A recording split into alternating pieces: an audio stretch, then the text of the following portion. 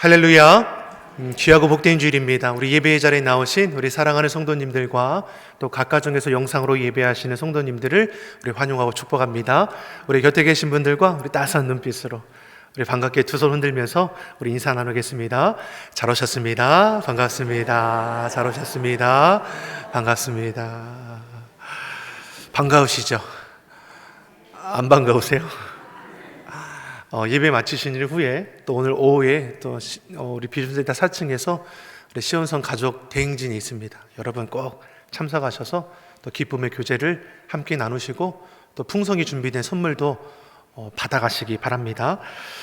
오늘은 2월 셋째 주일이자 우리 교회력으로는 우리를 위해서 이 땅 가운데 오신 우리 예수님을 기념하는 주연절 7번째 주일이기도 합니다.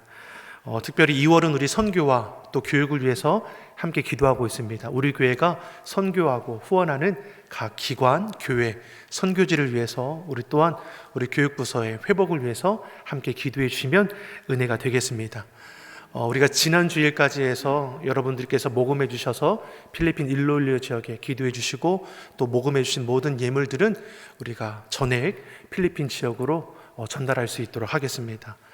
각자의 자리에서 또 기도해 주시고 섬겨주신 성도님들께 감사를 드립니다. 필리핀뿐만 아니라 전쟁과 또 기근과 또 지진으로 인해서 고통받고 있는 이재 있는 난민들이 여전히 자리하고 있습니다. 여러분 긍휼의 마음으로 저들을 위해서 기도해 주시고 우리가 할 수 있는 것으로 또 섬길 수 있는 또 은혜가 있기를 바랍니다. 무엇보다 우리 기도해 주셔서 우리 교육부서 겨울사역이 은혜 가운데 잘 마쳤습니다. 정말 유아부부터 청년에게까지 우리 모든 우리 겨울 수련회, 겨울 성경학교를 통해서 또 받은 은혜를 잃어버리지 않을 수 있도록 여러분 계속해서 우리 다음 세대를 위해서 우리 기도해 주시고 또 관심 가져주시기 바랍니다. 우리가 다음 세대 하니까 정말 다음이라고 생각하지만 그렇지 않지 않습니까? 바로 오늘의 모습이 지금 우리 교육부서의 모습이죠. 지금 전국적으로 난리입니다. 교육부서 500명 모였던 교회들이 50명이 모이는 세대가 되어버렸습니다. 너무나 힘들고 어려운 안타까운 때이죠. 교회 자리에 예배가 회복되지 않습니다. 3년이라는 코로나 기간 동안 우리의 자녀들의 신앙이 바닥이 되었고 교회 출석할 이유를 찾지 못한다는 것이죠. 여러분 이를 위해서 기도해 주십시오. 가까운 우리 자녀부터 예배를 회복할 수 있도록 내 이웃부터 복음을 전함을 통하여 정말 무엇이 참된 소망인지를 잊지 않을 수 있도록 그렇게 협력해 주시기를 간절히 바랍니다. 우리 곁에 계신 분들과 이렇게 다시 한번 인사하겠습니다. 하나님께서 지키시고 도우십니다. 하나님께서 지키시고 도우십니다. 아멘이시죠? 여러분 내 힘으로 되지 않습니다. 하나님이 나를 지켜주시는 것이고 나를 돌보아 주시는 것이죠. 하나님 의지함으로 믿음의 간구를 통하여 역사는 힘이 크다한 그 말씀이 우리 삶의 실제가 될 줄 믿습니다. 인생을 살다 보면 우리의 힘으로 감당하지 못할 어려움을 만나게 됩니다. 본문에 그런 인생이 등장합니다. 어릴 때부터 귀신 들린 이 아들을 어떻게든 고치고 싶어 했지만 아무 소용이 없었습니다. 15절의 말씀을 보면 귀신이 자녀를 사로잡으니까 불에도 던지고 물에도 던졌다라는 것이죠. 일상생활을 하지 못할 정도가 아니라 그 생명을 앗아가려고 했다라는 것입니다. 그런 이 아비가 어떤 심정이겠습니까? 하늘을 원망하기도 하고 자기 인생을 때론 저주하기도 했을 것입니다. 아비는 귀신 들려 고통스러운 가운데 몸부림치는 자녀를 바라보며 고치기 위해서 모든 방법과 수단은 다 동원했을 것이죠. 그래도 아무런 소용이 없습니다. 가진 재산 다 탕진했을 것입니다.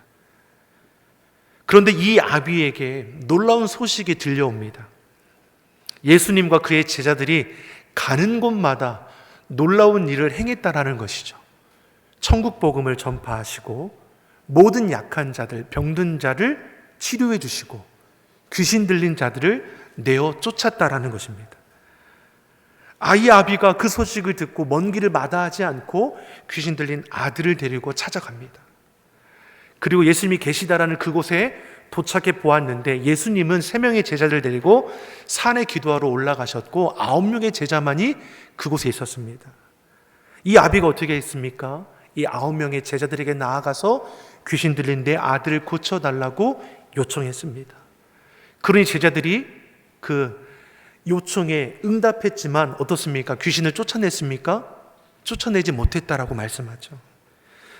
귀신을 쫓아내기는커녕 오히려 그 아이가 괴로움을 당하게 되죠.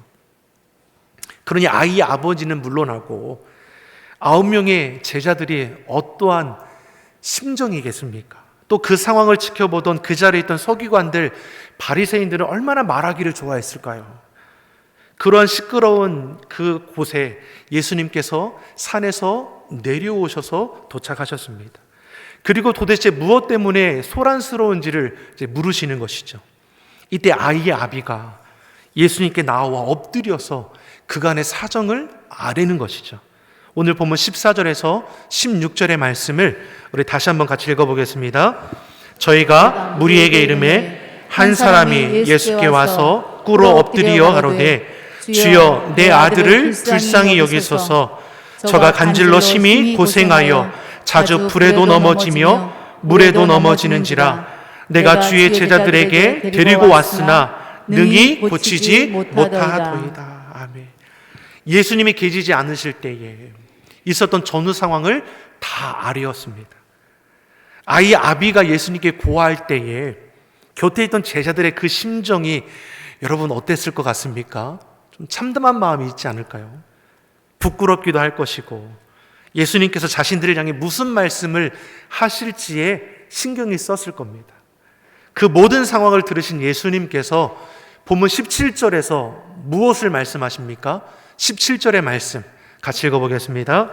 예수께서 대답하여 가라사대 믿음이 없고 패역한 세대여, 내가 얼마나 너희와 함께 있으며 얼마나 너희를 참으리요. 그를 이리로 데려오라 하시다. 예수님께서 탄식하시죠. 당시의 제자들의 모습이나 이 시대의 그리스도인들의 모습이나 동일한 문제를 안고 우리가 살아갑니다. 무슨 문제입니까? 영적인 문제입니다. 오늘날의 교회의 문제는 교인 수가 줄어드는 것이 문제이냐? 그렇지 않습니다. 영적인 능력을 잃어버리는 데에 문제가 있습니다. 아니, 더 정확하게는 주의 능력을 구하지 않는 세대입니다. 살기 좋은 세상이니 영적인 능력이 무슨 필요가 있겠느냐라는 것이죠. 사랑하는 성도 여러분, 주의 은혜를 사모하십니까? 주의 은혜 사모하십니까? 주의 은혜 사모하십니까? 갈급한 마음으로 여러분 부르짖어 기도한 때가 언제입니까? 여러분 언제 뜨겁게 기도하셨습니까? 깜짝 놀라지 않으십니까? 내가 언제 뜨겁게 기도했지? 식기도하는 거 말고요. 잠잘 때 이렇게 잠잠히 기도하는 것 말고 사모함으로 갈급해서 주의 은혜 아니면 안 되는 그 심정으로 뜨겁게 부르짖어 기도한 때가 여러분 언제입니까? 여러분 우리가 이렇게 신앙생활하는 것이죠. 사도행전 3장 6절의 말씀을 보면 성령 받은 베드로가 나면서 걷지 못하는 자에게 이렇게 외치죠. 은과 금은 내게 없거니와 내게 있는 것으로 내게 주노니 곧 나사렛 예수 그리스도의 이름으로 일어나 걸어라. 믿음으로 선포합니다. 그 손을 잡아 일으키니 곧 그 발과 발목에 힘을 얻어서 일어나 걷고 뛰며 성전에 들어가 여호와 하나님께 찬미했다라고 했습니다. 이처럼 능력은 은과 금에 있는 것이 아니라 예수 그리스도의 이름에 있습니다.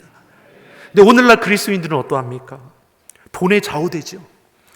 돈의 능력, 은과 금의 능력은 갈수록 높아져만 가는데 예수 그리스도의 이름은 갈수록 낮아지만 합니다. 세상을 보십시오.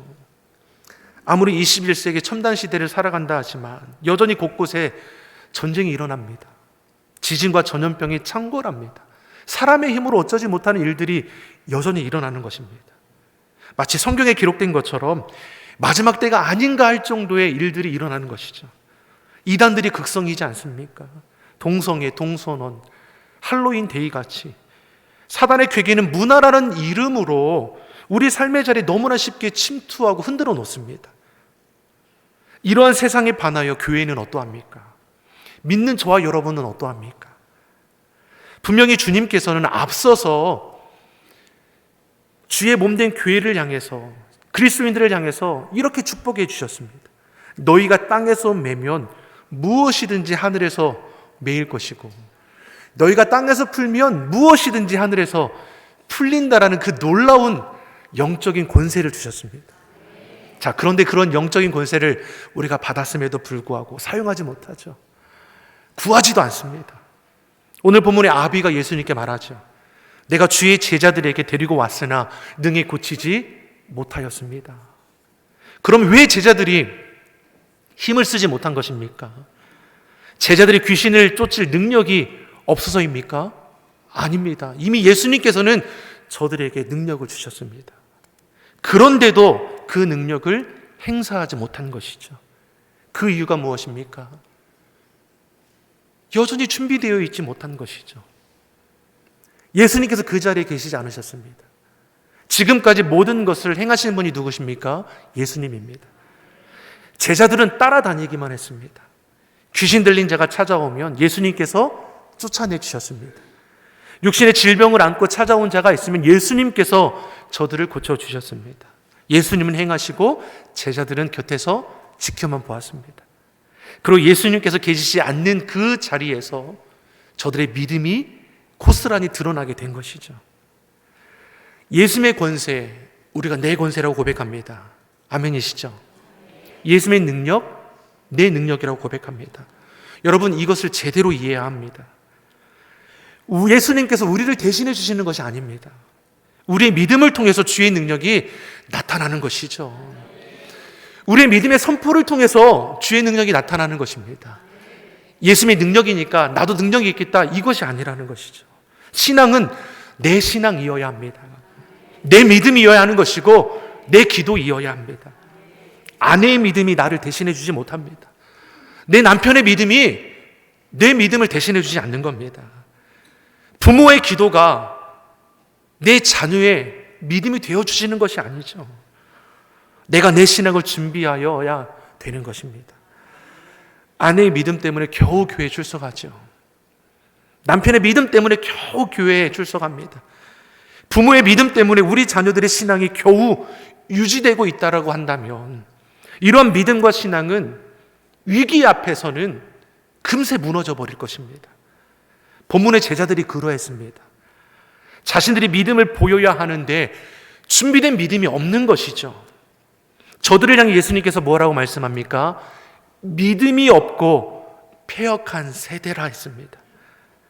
다시 말해 예수님이 하는 대로 자신들도 똑같이 귀신을 쫓는 행위를 해보았지만 저들 마음에는 그 믿음에 대한 확신이 없었다라는 것이죠. 자신들이 귀신을 쫓아낼 수 있다는 그 사실조차 어쩌면 믿지 못했을 수도 있습니다. 흉내내는 것으로는 아무런 능력도 변화도 일어나지 않습니다. 주님을 향한 분명한 확신을 가지고 믿음으로 선포할 때 주의 능력이 증거되는 것이고 그 변화가 일어나는 것입니다. 사랑하는 성도 여러분, 우리의 믿음이 견고하기를 간절히 소망합니다. 믿음으로 선포하며 믿음으로 행할 줄 아는 주의 성도 되기를 예수님의 이름으로 축원합니다. 마태복음 10장 1절의 말씀을 보면 예수님께서 귀신을 쫓아내는 능력을 주셨다라는 것을 분명히 말씀해 줍니다. 우리 마태복음 10장 1절의 말씀을 같이 읽어보겠습니다. 예수께서 그 12 제자를 부르사 더러운 귀신을 쫓아내며 모든 병과 모든 약한 것을 고치는 권능을 주시니라. 아멘. 예수님이 제자들에게 제일 먼저 주신 능력이 무엇입니까? 더러운 귀신을 쫓아내며 모든 병과 약한 것을 고치는 권능입니다. 그러나 제자들은 이 능력을 어떠합니까? 사용하지도 못하고 실상 믿지도 않았습니다. 다만 예수님의 행위를 따라하고 흉내낼 뿐이지, 근데 그것으로는 아무런 능력도 일어나지 않았습니다. 귀신을 쫓아내기는커녕 도리어 조롱을 받게 되는 것이죠. 예수님께 귀신을 쫓는 능력을 받았음에도 불구하고 예수님을 흉내낼 뿐 믿음으로 선포하지 못합니다.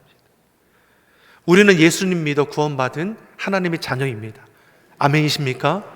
여러분, 우리 하나님의 자녀입니다. 우리 옆 사람에게 이렇게 우리 선포하겠습니다. 나는 하나님의 자녀입니다. 옆 사람에게 이렇게 다시 한번 고백하겠습니다. 너도 하나님의 자녀입니다. 여러분, 우리는 하나님의 자녀입니다. 아멘이십니까? 이렇게 확신이 없으셔서 우리 하나님의 자녀입니다. 아멘이십니까?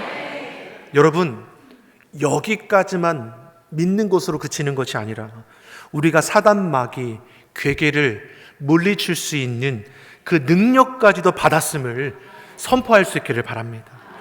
예수님은 제자들을 향해 믿음이 적고 패역한 세대라 했습니다. 그리고 귀신 들린 아이를 데려오라 하시죠. 그리고 예수님께서 그 귀신을 꾸짖습니다. 본문 18절의 말씀을 우리 같이 보겠습니다. 18절입니다. 이에 예수께서 꾸짖으시니 귀신이 나가고 아이가 그때부터 나오니라. 아멘.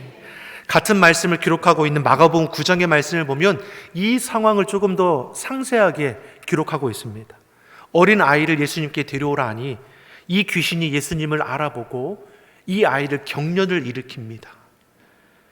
예수님께서 아비에게 물으시죠. 언제부터 이렇게 되었느냐? 그러니 자기의 아이가 어릴 때부터 귀신이 들려 고통스러워하였고 이 귀신이 불에도 던지고 물에도 던지려고 했다라는 것이죠. 이 아비가 그러니 할 수 있는 모든 것을 다 동원해 보았지만 아무 소용이 없었습니다. 앞서 제자들도 귀신을 쫓아내지 못했습니다. 그러니 예수님을 향해서 부르짖는 것이죠. 무엇을 하실 수 있거든 우리를 불쌍히 여기사 도와주소서. 간절히 구하는 이 아비를 향해서 앞서 믿음이 없는 제자들을 책망하신 것처럼 똑같이 이 아비에 대해서 이렇게 말하는 것이죠. 할 수 있거든이 무슨 말이냐? 믿음은 그런 것이 아니라는 것이죠. 믿음은 능히 하지 못할 것이 없다라는 것입니다. 마가복음 9장 23절의 말씀을 우리 믿음의 선포로 같이 읽어보겠습니다. 예수께서 이르시되 할 수 있거든이 무슨 말이냐? 믿는 자에게는 능치 못할 일이 없느니라 하시니. 아비의 심정은 이러하죠. 제자들도 실패했는데 예수님이라고 어떠할까? 무엇을 하실 수 있거든 어떻게 좀 한번 해보아 주세요. 그러한 연약한 심령을 향해서 할 수 있거든이 무슨 말이냐? 믿는 자는 능치 못할 일이 없느니라. 예수님의 이 말씀에 이 아비가 깨닫습니다. 그러니 더 큰 소리로 울부짖는 것이죠. 내가 믿나이다. 주여 내가 믿나이다.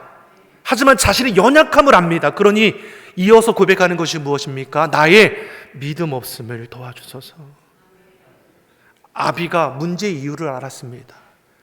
문제 이유가 어디에 있습니까? 믿음입니다. 믿음의 문제입니다. 주의 말씀이 아무리 선포되어도 아멘으로 받고 믿음에 고백하며 믿음으로 선포하지 않는다면 말씀의 능력은 우리와 아무 상관이 없게 되는 것이죠. 이후로 예수님께서 귀신을 쫓으시고 저 아이가 깨끗이 나았습니다. 그러니 제자들이 예수님께 이렇게 묻는 것입니다. 19절의 말씀을 우리 같이 한번 보겠습니다. 19절의 말씀을 같이 보겠습니다. 이때 제자들이 조용히 예수께 나와 가로되 우리는 어찌하여 쫓아내지 못하였나이까. 아멘. 사람들이 많은 데서 물어보기가 좀 창피하니까 예수님을 따로 이렇게 부르셔서 조용히 묻는 겁니다. 왜 우리는 귀신을 쫓아내지 못했습니까? 왜 우리는 안 됩니까? 20절에 예수님께서 대답하시죠. 20절의 말씀 우리 같이 한번 읽어보겠습니다. 가라사대 너희 믿음이 적은 영혼이라. 진실로 너희에게 이르노니 너희가 만일 믿음이 한 겨자씨만큼만 있으면 이 산을 명하여 여기로 옮기리라 하여도 옮길 것이요 또 너희가 무엇인 것이 없으리라. 무엇이 문제입니까? 믿음이 문제입니다. 아무리 성경 공부를 많이 해도 성경 말씀이 지식으로 끝나면 아무 소용이 없습니다. 그 말씀이 실제가 되기 위해서 우리의 믿음이 있어야 하는 것이죠. 믿음으로 삶의 자리에서 만나는 모든 문제를 이기고 그 믿음이 어떤 장애물도 넘어설 수 있다라는 분명한 확신이 있어야 하는 것입니다. 예수님은 믿음이 겨자씨만큼만 있어도 못할 것이 없다라고 했습니다. 태산일지라도 옮긴다는 것이죠. 지금 예수님은 무엇을 지적하고 계십니까? 믿음에 대해서 말씀하십니다. 믿음이 적은 것이, 부족한 것이 문제임을 말씀해 주고 계십니다. 우리는 지금도 제자들과 이 아비와 같이 우리의 초점은 언제나 이 문제에 있습니다. 그러나 주님은 언제나 우리의 중심, 우리의 믿음에 초점을 두고 있습니다. 이 아비가 마가복음 9장에서 무엇을 하실 수 있거든 우리를 불쌍히 여기서 도와달라고 간청했습니다.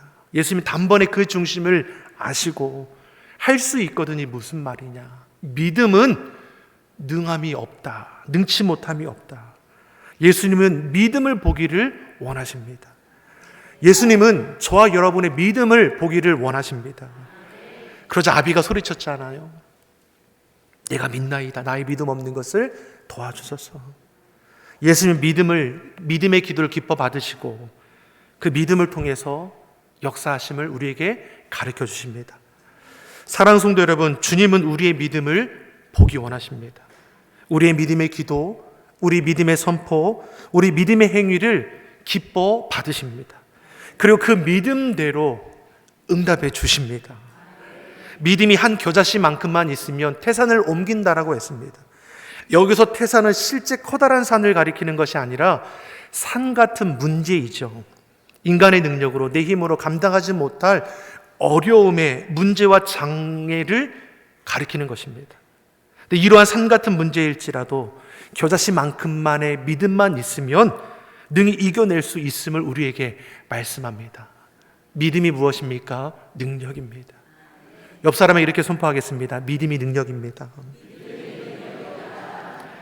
우리는 할 수 없지만 능력 되시는 예수 그리스도, 그분 안에서 우리는 모든 것을 할 수 있는 것이죠. 내게 능력 주시는 자 안에서 내가 모든 것을 할 수 있느니라. 사랑하는 성도 여러분, 주님을 향한 흔들림 없는 믿음을 가지고 시대의 어려움을 이길 뿐만이 아니라 하나님의 살아계심을 증거할 수 있는 그런 믿음의 성도 되기를 예수님 이름으로 축원합니다. 기도하겠습니다. 믿는 자에게 능치 못함이 없다 말씀하신 주님, 주의 성도들이 삶의 자리에 만나는 염려와 산 같은 문제 앞에 두려워 떠는 자가 아니라 오히려 흔들림 없는 믿음으로 선포하며 행함을 통하여 능히 이기는 삶이 되게 하여 주시옵소서. 감사드리며 예수님의 이름으로 기도드립니다. 아멘.